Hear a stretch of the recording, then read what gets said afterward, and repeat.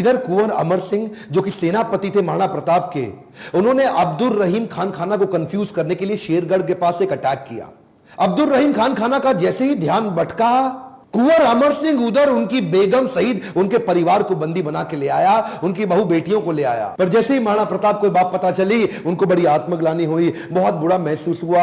आज भी यह बात सब जानते हैं कि महाराणा प्रताप स्त्रियों की बहुत सम्मान किया करते थे। अब्दुल रहीम खान खाना की पत्नी, उनकी बेटी, उनकी बहू, उनके बच्चों, सबको पूरे सम्मान के साथ कहा वापस छोड़ के आओ, वापस लेके आओ, युद्ध जंगे मैदान में करेंगे, औरतों को नहीं, औरतों की इज्जत पूरी इज्जत से वापस करेंगे। हल्दी घाटी का युद्ध इतना खौफनाक था कि 300 साल के बाद भी आज वो हल्दी वाली मिट्टी, उससे खून निकलता था। आज भी तलवारों के जत्थे मिट्टी के नीचे से निकलते थे। इतना खौफ कि युद्ध के बाद भी सिक्का, करेंसी, मुद्रा अभी भी महाराणा प्रताप के नाम की चलती थी, अकबर के नाम की करेंसी तक नहीं चल पाई। अकबर इतना घबराता था उसके नाम से कि कहता था रात को सोने से पहले कोई महाराणा प्रताप का नाम मत लेना मेरे आगे।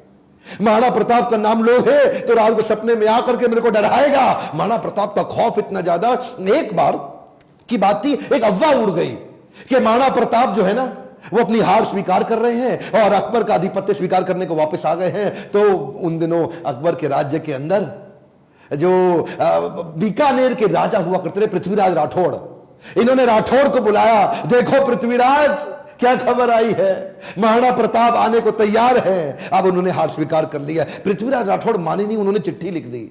पृथ्वीराज राठौड़ ने तुरंत महाराणा प्रताप को एक पत्र लिखा और पत्र में लिखा कि मुझे विश्वास नहीं हो रहा यह बात सुन के कि क्या अब जंगल का शेर सियारों के साथ रहेगा, क्या सूर्य अब बादलों के पीछे छुप जाएगा, क्या चातक अब धरती का पानी पिएगा, क्या हाथी अब कुत्ते के जैसा जीवन बिताएगा, क्या तलवारें अब मयान के अंदर चली जाएंगी, राजपूतानी अब विधवा हो जाएगी। आपकी सौगंध, ये बात सुन के मेरा दिल कांप उठा है, मेरी मूछें तनी हुई नीचे चली गई हैं। कृपया आप ही बताएं ये बात कहां तक सही है। पृथ्वीराज राठौड़ का पत्र पढ़ते ही महाराणा प्रताप की आंखों में क्रोध से लाल हो उठी। महाराणा प्रताप कहने लगे, बादलों में वो क्षमता कहां है जो सूर्य को रोक सके, शेर की मार सह सके, ऐसे सियार ने कभी जन्म नहीं लिया। धरती का पीने के लिए पानी चातक की चोंच बनी ही नहीं है और कुत्तों की तरह जीवन जीने वाले हाथी की बात आज तक हमने सुनी ही नहीं। महाराणा प्रताप बोले, भूखा प्यासा रह के भी मेवाड़ की रक्षा करूंगा, अपने प्राण जाने दूंगा पर मेवाड़ नहीं जाने दूंगा। बहरहाल इसी दौरान अकबर को समझ आ गया महाराणा प्रताप को मैं हरा नहीं सकता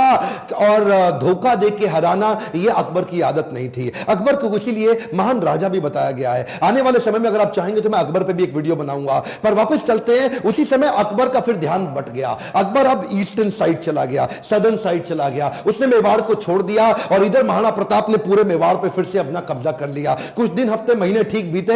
उन्हीं दौरान एक शिकार करते वक्त, उस समय किसी शेर का शिकार करते वक्त महाराणा प्रताप का किसी एक्सीडेंट में उनका देहांत हो गया, उनकी मृत्यु हो गई। ये बात जब अकबर को पता लगी, अकबर एक ऐसा राजा था, अपने शत्रु प्रताप की मृत्यु पे बहुत रोया और चिट्ठी लिख करके बोला कि महाराणा प्रताप एक बड़े शक्तिशाली, बड़े मेधावी और एक ऐसे राजा थे जिन्होंने अपने गौरव को कभी समाप्त नीचे झुकने नहीं दिया और मुझे एक बात का दुख रहेगा, मैं जीवन भर महाराणा प्रताप को कभी हरा नहीं सका।